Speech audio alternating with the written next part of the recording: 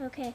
Um, this is Simon Forbes, and I am going to interview him. The first question is, how many states are in Ireland?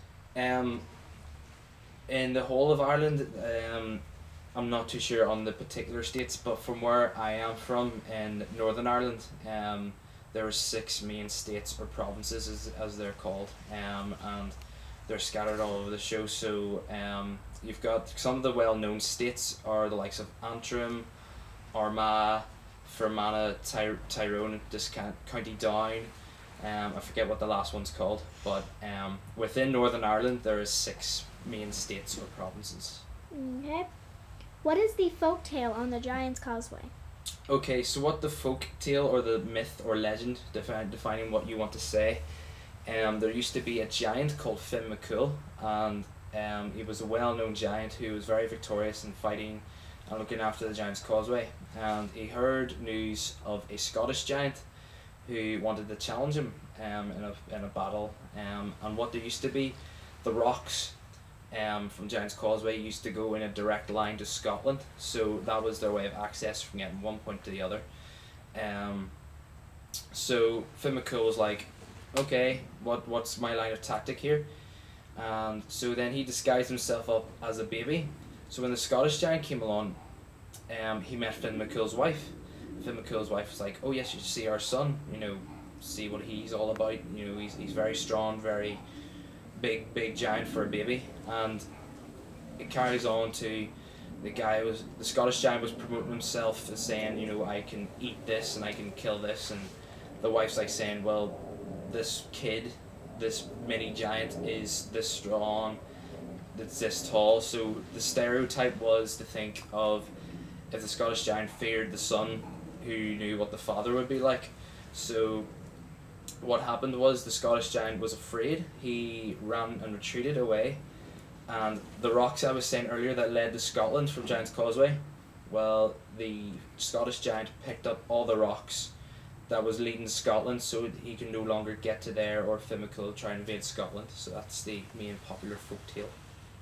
And the last question is, where are the most fun places or place have you been in Ireland? Like I said, as you asked me about the folktale, Giant's Causeway is a very popular destination if you're into your coastal areas. The views of the sea and the heights that you can get on the mountains are incredible, just to see all over kind of the more country parts of Northern Ireland. And for entertainment, you've got the Odyssey Arena, which is a Millennium project that the Belfast City Council came up with. And from then we've had the likes of concerts. We have our own ice hockey team, the Belfast Giants.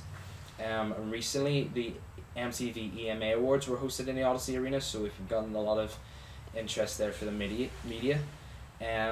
Touristy areas, you've got the Europa Hotel.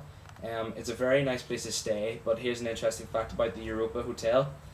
It is the most bombed hotel in all of Europe. Now that is weird because Belfast has had its wars, and for the different amount of world wars, there's been bombs in it as well.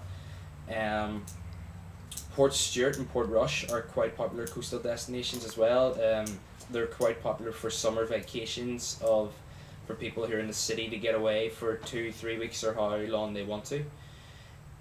Belfast City Centre for history.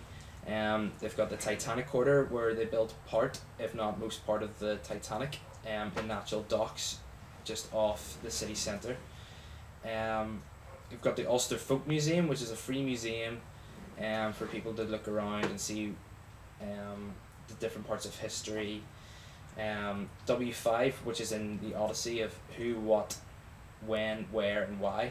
And it's kind of like a fun science sort of area for kind of kids and young people to explore and to get around and see the aspects of Northern Ireland. Okay, is that it? Yeah. All right.